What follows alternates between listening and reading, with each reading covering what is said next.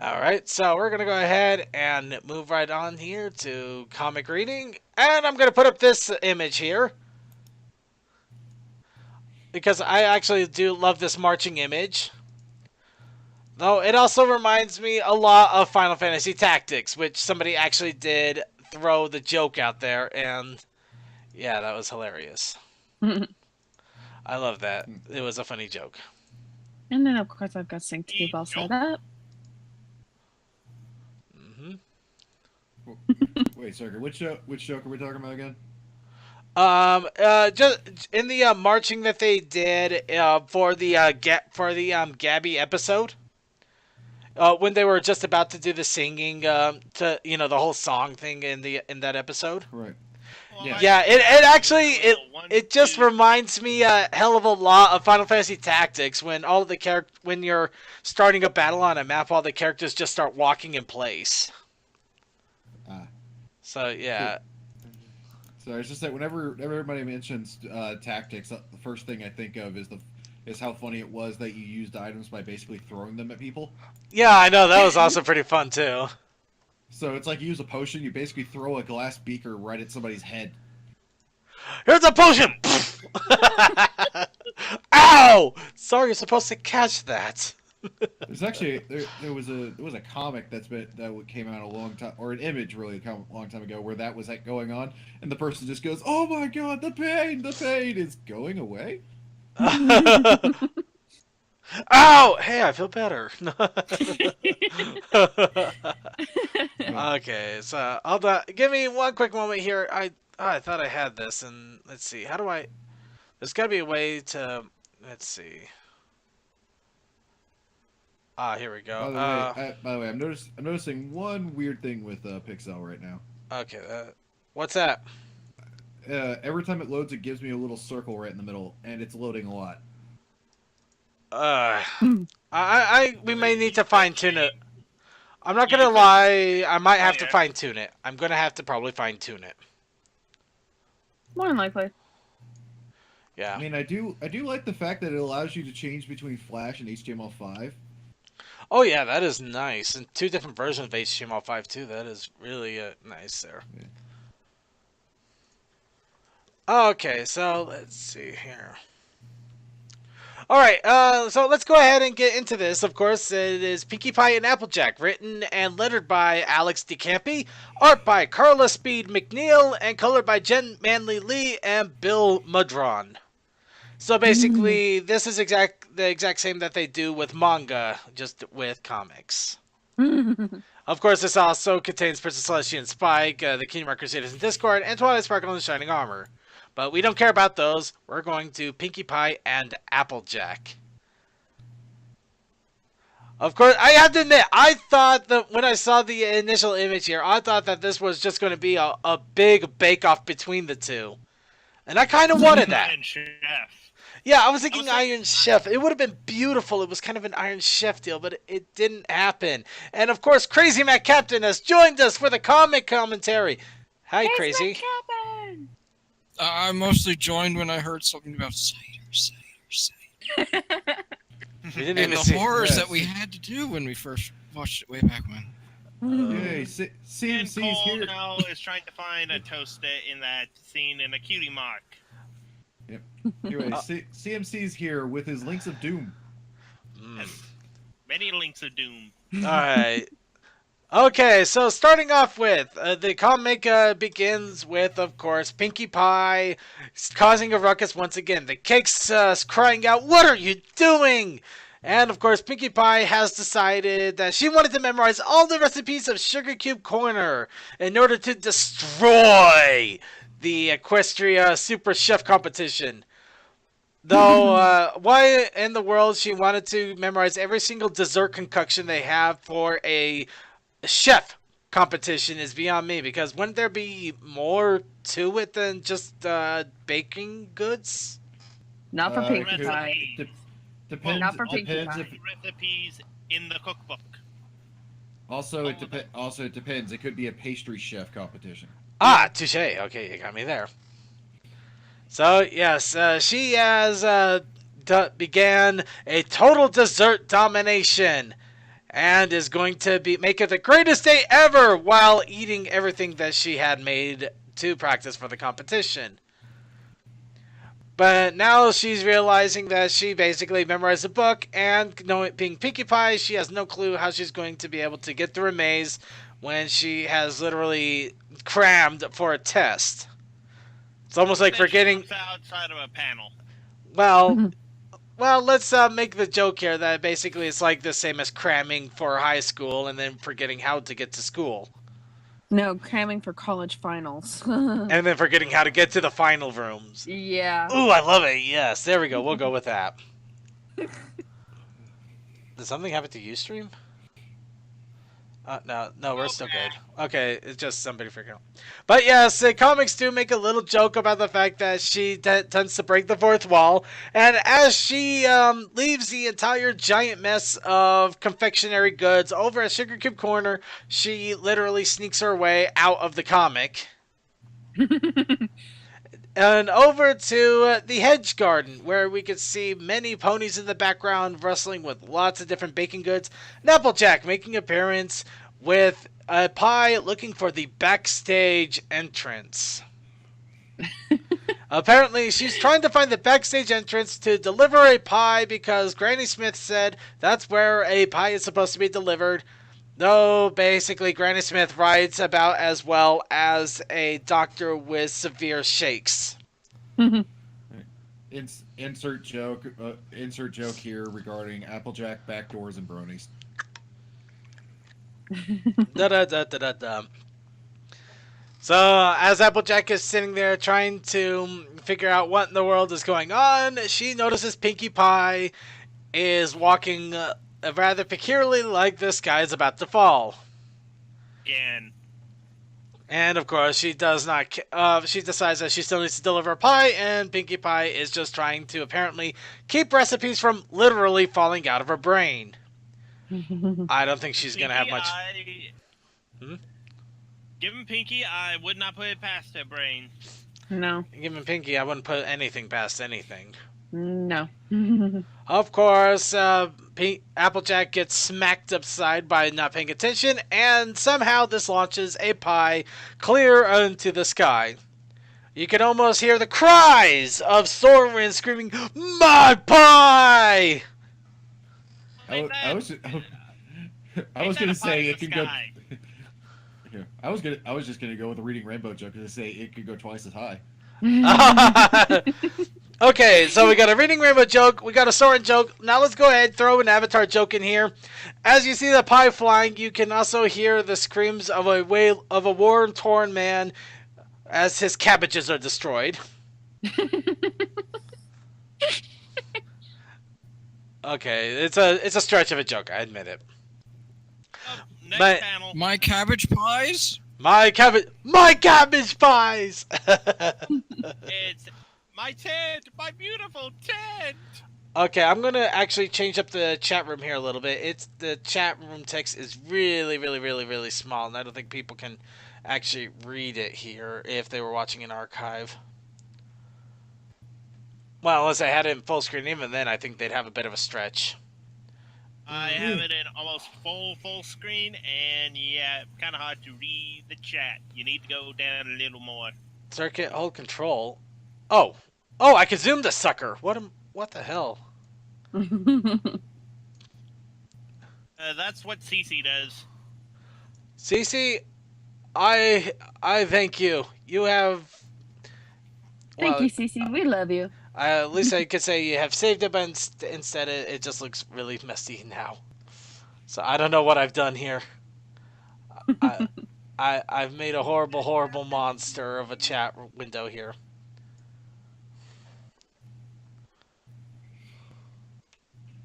Oh, pull the bottom down because you got a lot of room. I'm trying to. You wouldn't believe how hard it is to organize this and the chat room and this window do not work well together. They are horrible monsters together. It's a messy.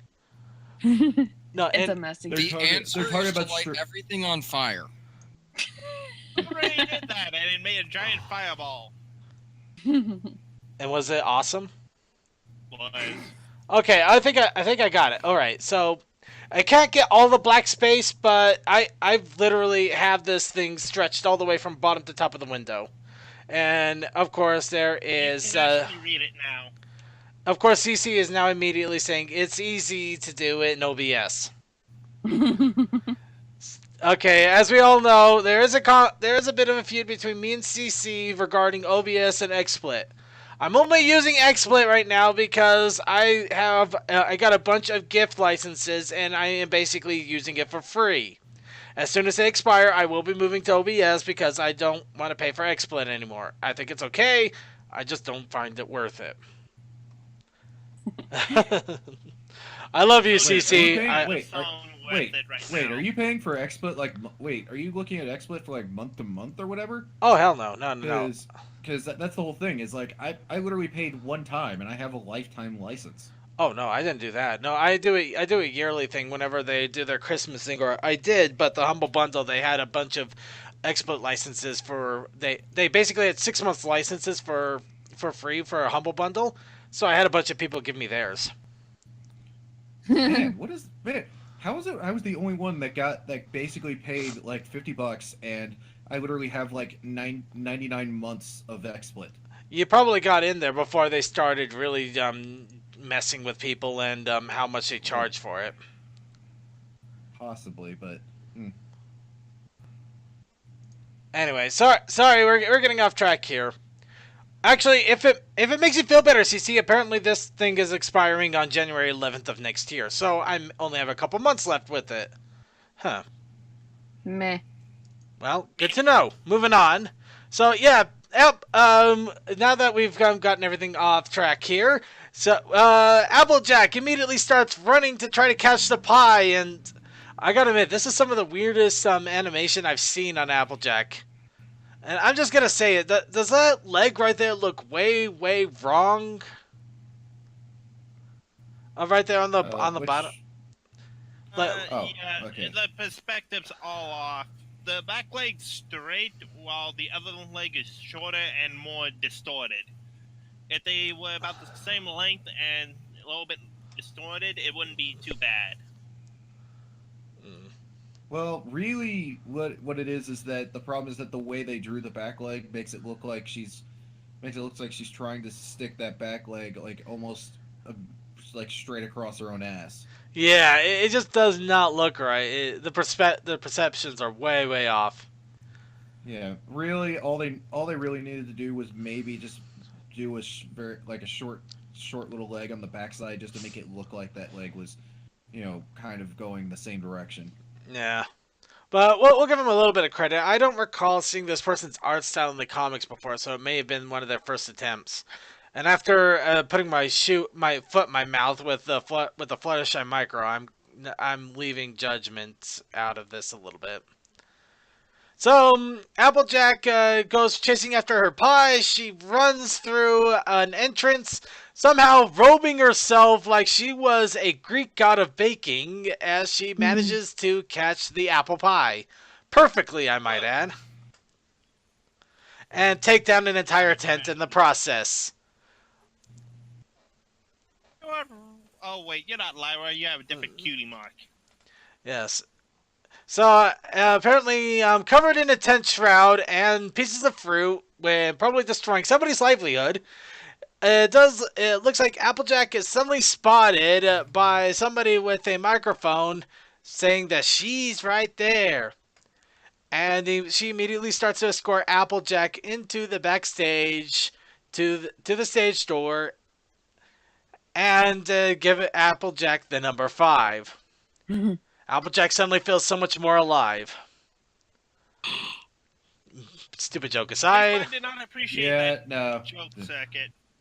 Yeah, but there's actually, and once again, because Watch Dogs 2 takes place in San Francisco, there's actually an entire, little side thing where you can drive around a guy that then they make nothing but references to Short Circuit.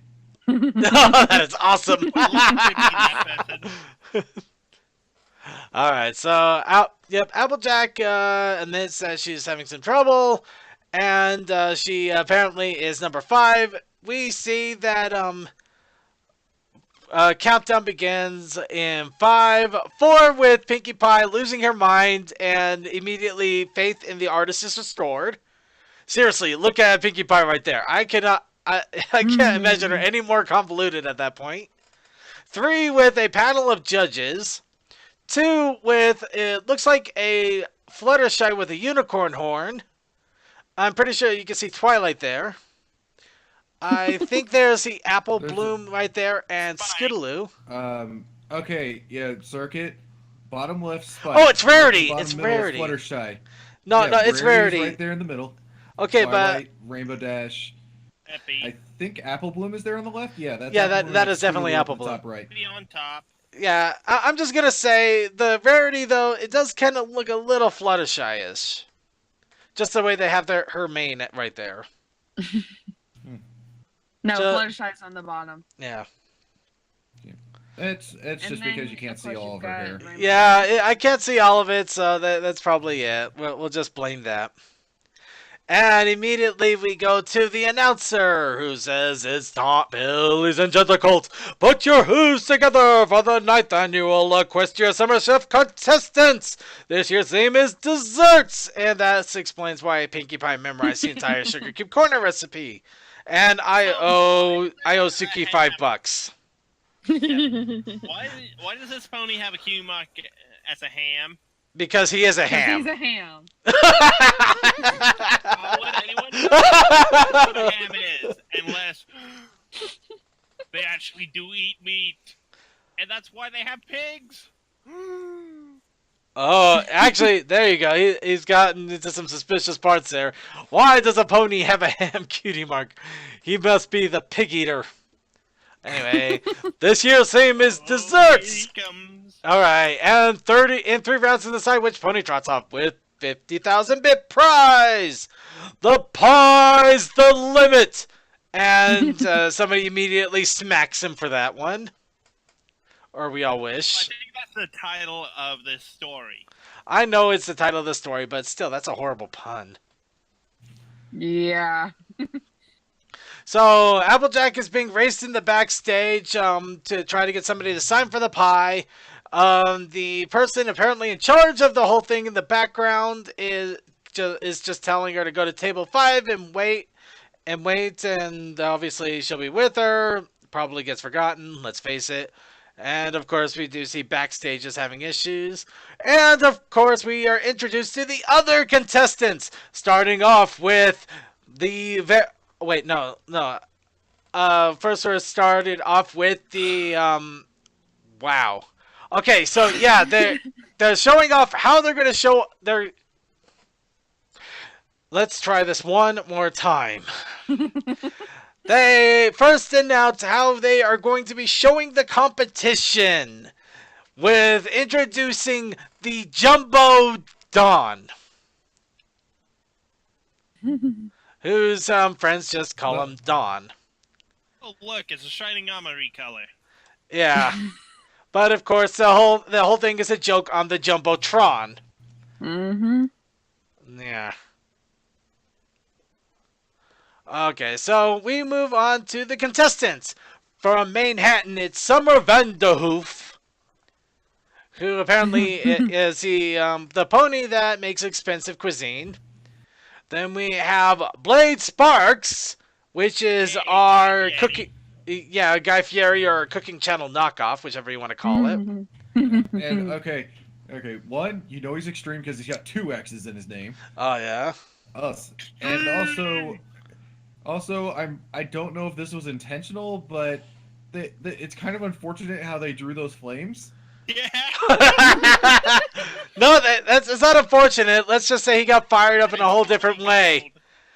We don't. And I'm a Food Network fanatic, so the guy is like Guy Fieri. Yeah, I don't doubt that. I don't doubt that, but it kind of looks like he had a little bit of his own fiery chili and he's feeling it. It probably doesn't also. Burnt his horn. Okay, and also just to make the joke, apparently his cutie mark also does look like a blood-covered knife, which doesn't help. No, it don't. No. No. So now we have Toffee Truffle. Coffee truffle. Da-da-da-da-da-da. Buck is Go, go. And then we move down to, of course, Pinkie, to the next introduction to Pinkie Pie, the hometown girl. Of course, we do see the main six cheering her on. Decidedly looking a little bit better. At the same time, it definitely shows the artist some distinctive style.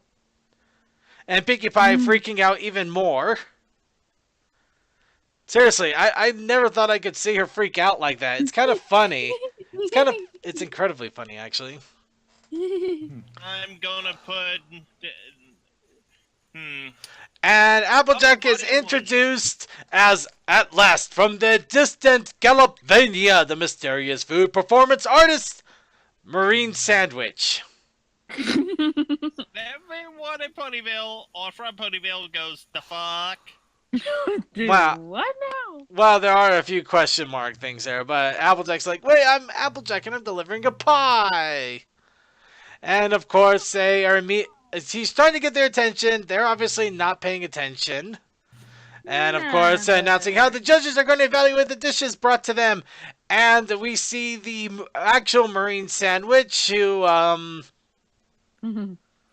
yeah, it basically looks like somebody's attempt at a dark and broody OC. And I don't even want to know what in the world that food is supposed to be right there. I'm guessing... It kind of looks like she made it kind of looks like an ice cream, to be perfectly honest. Yeah, I kind of did. I kind of dig that, but it also kind of looks like it's like a turnip ice cream of some sort. Just... All right, so Pinkie Pie immediately realizes that she did not. Oh wait, no. Yeah, the first round is for judges to evaluate dishes the contestants have brought with them, and Pinkie Pie completely forgot to bring anything. And of course, and Marine Sandwich. To do that? That's right. I was continuing the thing of Pinkie Pie jumped out of a comic. How could she bring anything with her? She's losing her mind. Let her be. Anyway, Marine Sandwich is trying to squeeze her way through the crowd, screaming and yelling that she's the real Marine Sandwich. Let me in this instant, and gets kicked out of the competition. And of course, she is screaming, nobody messes with Marine Sandwich. She's the greatest gourmet artist the Question has ever known. She apparently screams so loud she loses her jaw. A little bit there. Seriously, that expression is amazing. I have to give it. Just that expression alone, I could see somebody just putting that on their Skype group, just like, this is pure anguish. And look at the panel underneath that. And of course, Pinkie Pie. Hold on. And of course, Marine Sandwich argues that the Applejack, the one who has shamed her, shall become her latest masterpiece. Which bumming. Hello, cupcakes. And of course, Pinkie Pie immediately thinks, hurry, she's got to make something quick before the judges come. And Pinkie Pie immediately forgets everything. And unfortunately, the pressure got so bad that even Madame LaFlower and all her friends start laughing at her in her mind. What is rain? What is rain? Why do birds sing? Why do birds suddenly appear whenever you are near? We love. Seriously, this is why you do not cram the night before a massive test. This will happen. Yeah. Or make yourself overly hyped or underly prepared. Well, how about overly prepared and underly hyped? Two. Okay, then. But yes, we get to see Pinkie Pie being laughed at by condiments. That's pretty much enough. That's it for the comic. That's all we need right there. We're going to go ahead and end it here because being laughed at condiments, we can't top this. But we're going to try anyway. Let's move on. So we see that the judges go from one table to the next. Applejack pretty much giving up the fact that she keeps trying to say she's not in the competition. They're not listening. And her pie gets eaten. Grumble. And so they eat up the pie. Obviously, they find it surprising that Marine Sandwich goes so country, Applejack losing her mind as they go into intermission. Applejack goes up to Pinkie Pie. I have no idea how in the world she managed to stay in the competition. Of course, Applejack is saying she didn't want to be part of the competition. Pinkie Pie saying you do make a great apple pie. What you should just go ahead and go with it. They both hear the sobbing of who they're supposed to be helping. Apparently, Toffee. Toffee is apparently in the competition and scared to death. Of course, the reason that she wants to be in the competition is to reopen Dodge City's restaurant because it's being closed down due to not earning enough money. It's been closed down by bad Mr. Pennybags. They must band together a ragtag team of ne'er-do-wells from all different walks of life, coming together under a montage in order to win the skating competition, all while dealing with one ferocious, angry man whose daughter just will not let her dance! Will you not let her dance, Patrice? Someone needs to hit him over the head. Sorry. That like hours ago. But yes, the whole point is that she entered the competition to try to win the money to save the restaurant. And I will try my best not to go into 80s montage jokes. And, okay, I gotta give it to the jokes here. Applejack, you thinking what I'm thinking? Pinkie Pie. I think so, Brain. I will give them all the money right there. That right there. Despite the mistake in the artistry, despite some of the weird, just the weird imagery and stuff, right there is the best joke. Yes, Right, the Pinkie and the Brain joke. That is it. I was sold. I was sold forever. Especially even Applejack doesn't get it. Yeah, Applejack doesn't get it, but we are laughing our heads off. But yes, they say, Toffee, in order for you to just go up there and cook her best. And obviously these two are going to throw the competition on their side. Of course, she's deciding to get some special ingredients, starting off with rotten eggs. Oh my god. And of course, we get some great artistic expressions here. So moving right along, Applejack decides to start digging up worms in order to make a nouvelle cuisine. And Marie Sandwich comes back screaming, "Faker, thief!" And before she says anything else, literally gets kicked out by two hind legs. I mean, wow, that's gotta hurt like hell. And they go on to round two. Round two! Something with chocolate. Yeah, not a whole lot of detail there. So we do see them making their chocolate, wow. Sorry, literally seeing somebody creating a chocolate figure that's on fire. Only Guy Fieri. Only Guy Fieri.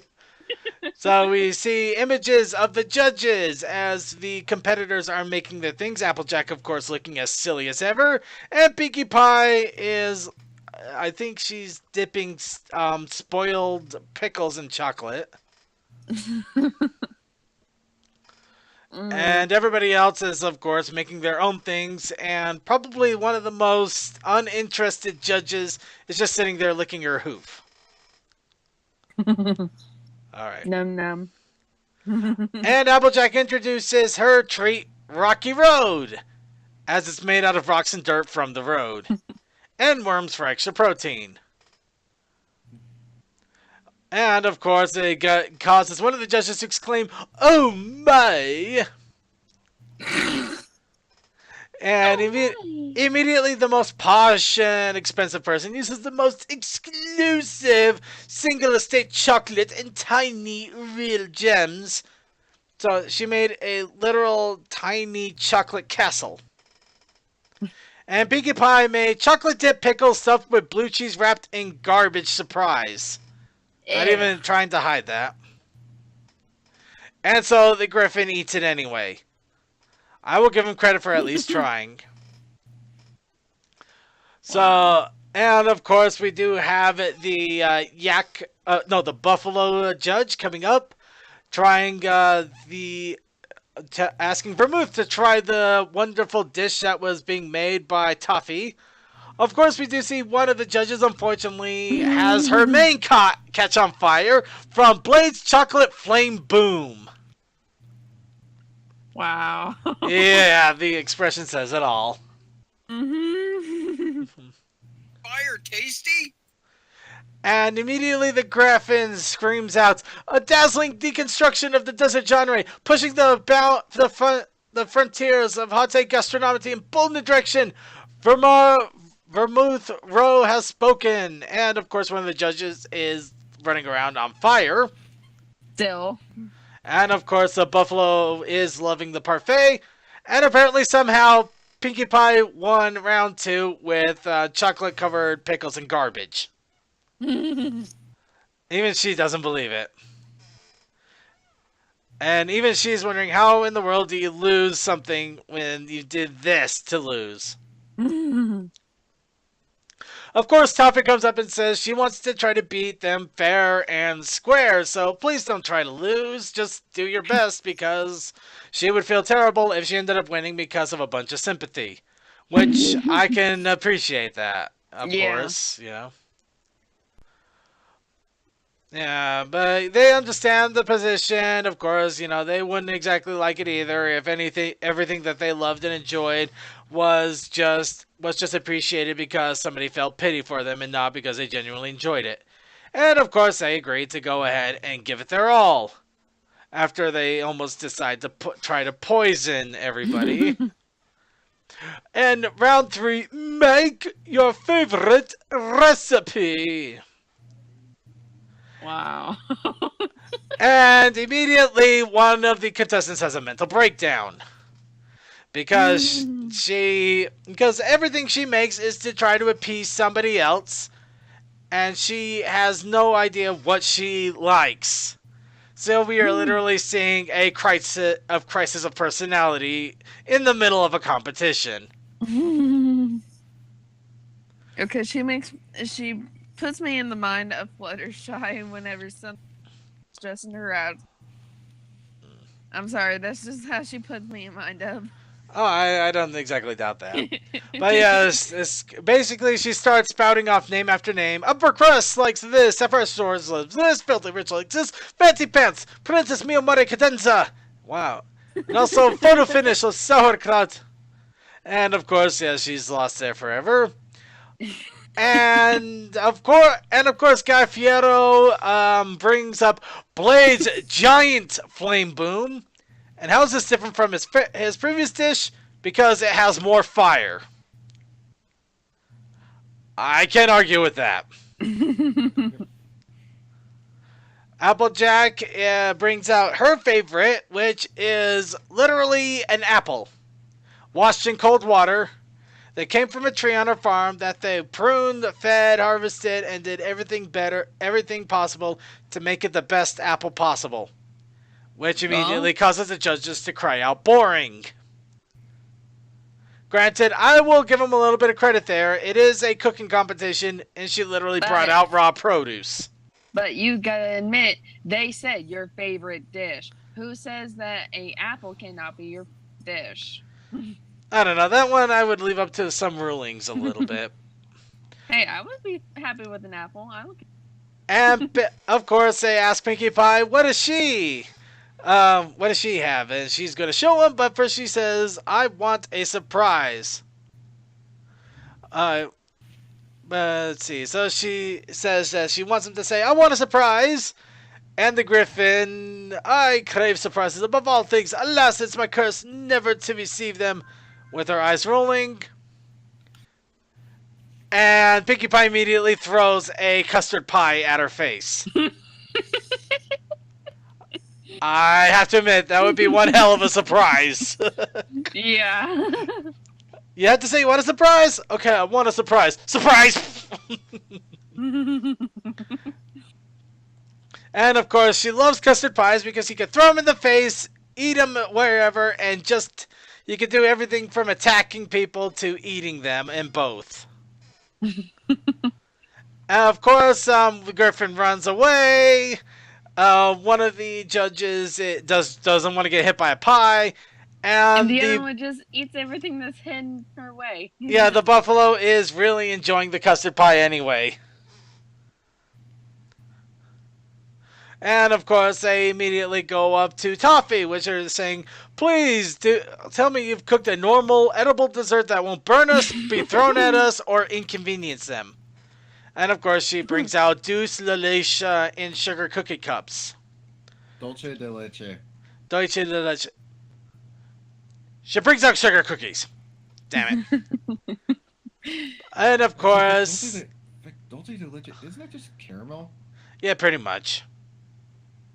It's like caramel drizzled or something like that. So she serves them up, and they apparently taste like happiness. I have no idea how that works, but apparently the judges like them. Of course, until Marine Sandwich literally comes in with a bazooka on her back, screaming about don't forget her entry, and immediately starts shooting everybody with frosting. Or fondant. In this case, it's in this case, it's fondant. Fondant, yeah. Which, Fondant. What is fondant anyway? Fondant, yeah. Fondant. It's like a stiff frosting. Ah, Yeah. actually, that It's answer. like a That, really stiff frosting to help, like, decorate. Yeah, like it's usually the type of frosting you see put on like wedding cakes and stuff like that because you can, especially when you have like those stacking cakes like that, it's easier to stack with that because it'll hold form. Yeah.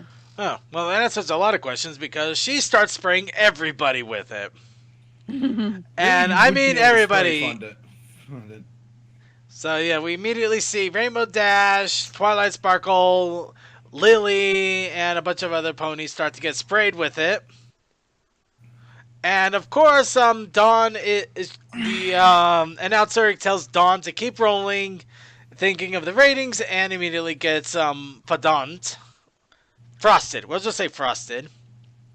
And of course, Marine Sandwich is losing her mind, frosting everybody, including the competitors and the judges. And let's see. The guy Fiero hides behind the table, not wanting to get frosted. Big Angie, the buffalo, starts to try to charge him. Starts to try to protect some of the other judges because she can handle the frosting. Of course, the perfectionist is losing her mind, not wanting her black apple root mushroom to get frosted on the. And so Applejack and Pinkie Pie start on the attack with custard pies. And apparently they miss. And Marine Sandwich immediately yelling out that they will pay for impersonating her, being frozen in icing forever. Officially, she's the worst villain ever existing. I don't think she cares. No.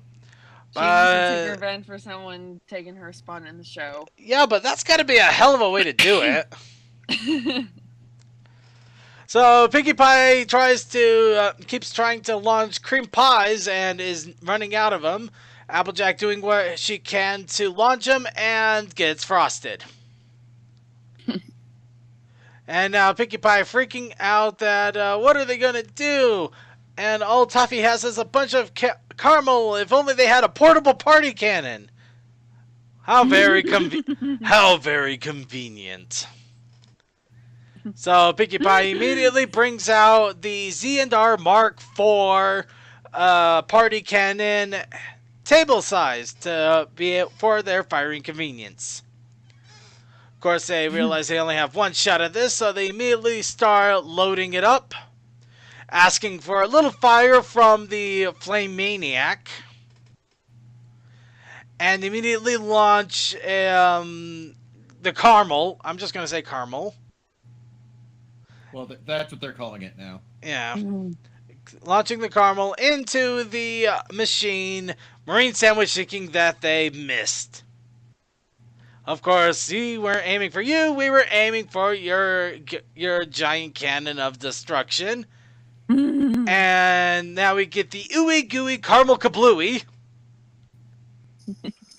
Actually, that's kind of funny. And the entire thing freezes over with her, and they have saved the day. With the evil perpetrator being literally frozen in frosting. Along with pretty much everybody else, including Applejack. And of course, Pinkie Pie is more than happy to oblige, helping everybody out by eating all the frosting. We won't discuss the fact that she probably ate a few things she probably shouldn't have. Of course, when doesn't she? Yeah. But yeah, as they're stacking on on Applejack's hat to try to get a clear frosting, they have decided to announce the winner of the competition, because that's exactly what people care about after being attacked by a frosting terrorist. That Toffee Truffle has officially won the competition for a delicious and practical dish. Considering that either the other dishes were overexpensive, mud being thrown at them, or on fire, I am not surprised. Emphasis are on fire. So yes, they give Toffee the blue ribbon and also the prize to save a restaurant. How very convenient. Happy ending. And of course, how could she do it without her friends? And of course, Applejack immediately starts to set up trading bargains by asking if the restaurant's going to need apples. And of course, we get the end. And of course, we also get the that's all folks image. So we'll go ahead and talk a little bit about the comic here. It was fun. It was fun. It was cute. Okay, cute is a word I will give it. It is a little cute there. But it was completely silly and a little over the top at points too, let's face it. Yeah. Pinkie and the Brain. The Pinkie and the Brain joke, okay, that was good. Especially after Applejack did not get the joke. That was funny. The one thing I can't get over is the fact that they, a contestant accidentally got outed. And her grand revenge, after getting booted out a couple of times, is to come back and literally cover everybody with frosting. I mean, really. Pastry chefs, what are you gonna do? Well, the funny thing is that she practically almost won. She took out the main six, well, except for Pinkie Pie, and she only got beaten down by Caramel. She got beaten by Caramel. No, Allison Brony, this is not a fan comic. This is the first issue of Friends Forever, starring Pinkie Pie and Applejack. This is an official comic that was officially sold, officially put into comic book stores, officially purchasable, and is part of the official line from IDW. It's official. I'm confused at the facial hair of the guy with all the fire. Why is he split right down the middle of his lip? I think that might actually be a reference to Guy Fieri. I think his beard does have that kind of a weird split there in the. No, his doesn't come under the mouth like that. It more chops like. I don't know then. Let's see. Let's see if we can get a better image of that here. I'm sorry, it just looked way too much like Guy Fieri. So I'm saying. Page 19 has a front on there. I got a good one right here. Yeah. You can kind of see it, but yeah, I don't know why he has that cut right there. Maybe it's supposed to look awesome in his own weird way, but yeah, it just looks weird. It does look weird. It looks really weird. It's just an artistic choice that's off-putting to you. Just run with it. Yeah. I don't know. I just like the fact that he basically sets everything on fire. Reminds me of somebody in our own little group. Everything tastes better with fire. Yeah, I can't argue. Yeah. And DM12 is absolutely right. It does look a lot like fan work. I have actually seen a lot of fan art and fan comics that do have this quality. I'm not gonna lie, but there is a good chance that this might be their first outing on this, and I can't judge too harshly on that because everybody has a learning curve. They have to learn with time. And if it's the I first still time, think it looks. yeah. I still think it looks uncanny to Guy Fieri. Oh no! If it's Guy Fieri to you, it's Guy Fieri. I'm sure they had to poise this after somebody. The literal lighting everything on fire and the weird hipster-ish beard. Somebody had to be poised on this. They were poking at somebody on this one. I don't know who. I don't know Also, who. people, remember, this was one of the first Friends Forever comics that came out during the early run. Yeah. It's off the heels of, like, Well, Luther even if it is a first Friends Forever, that's they still had plenty of other comic series before this. This was just this might have been the first outing for the artist. In fact, I'm going to do a little research here. We're going to do a little on the ball research here, so you can while you guys go ahead and give your opinion, a few more thoughts on what you thought of this. honestly, I think this is. I remember Civil Quill talking about how this was what made him kind of go, all right, I see what this has potential, but the Spike and Celestial one was the, oh, I see what they're doing here type of thing with these comics. Okay. The show. Yeah, as far as this one goes, I mean it was good. It was good. It was just good, harmless fun. So. Okay, actually, here's something interesting. If I'm looking at this right, apparently this was the only comic that was arted by Carla Speed McNeil. Yeah, this was the only one. So, let me see if I can find a little bit more about Carla Speed McNeil here. Let's see. Our author and artist of Finder, so she apparently has her own comic listings on this. Let's see. So yeah, she does a lot of different art, a lot of different comics here, and this was the only time she ever did Pony. So I think we can give her a little bit of credit on the fact that she may have been an experienced artist, but she probably had never done Pony before, and drawing Pony is different. Done Pony before, she did a really good job. Yeah, we'll give her some credit. That was her first and only time doing Pony, so we'll give her some credit on that. And we'll go up a few pages. And any other thoughts and opinions on the comic here? Well, I read it before this episode, and it was really, really funny when I read it. I really liked it. It's a funny comic. It is. Yeah. I mean, it was just so cute and everything, how they had Applejack mistaken for another pastry chef, and just everything. It was just so funny and cute. Well, I'm not gonna lie. There was a number of cliches on this, but that's not a bad thing. That's not a bad thing. Sometimes cliches are there because they work, and they can be fun. So I even though there were cliches, I did enjoy them. I enjoyed the comic as a whole. The story was pretty decent. It did have some silly references and moments. The foreground art had some weird moments, but the background art was also pretty good. And overall, it is exactly what it is. It's a one-stop, quick story comic that was full of giggles, had some references, and I think anybody and everybody could enjoy it just for a little bit of a laugh. Yeah. I mean, it's not the most perfect comic I ever read, but you'd be hard pressed to beat some of the better comics I've read. But is it a good comic? Yes. Yeah. And I will not argue that ever. So, any other quick thoughts that anybody wants to give here, or should we go ahead and move on to the next part of the show? Well, if we're gonna do that, I need to probably head on out. I need to get some stuff done before I go on to bed. So, so quick shout out to everybody out there. Have fun, Brony. Hopefully, we'll see you next week. Bye. See you around. See ya. Have fun. I love you guys. Yep. Bye. So, All right, and since we're gonna be losing her here, I'd say that's a good enough signal to go ahead and move on to our video segment. So we're gonna go ahead and close up the comic.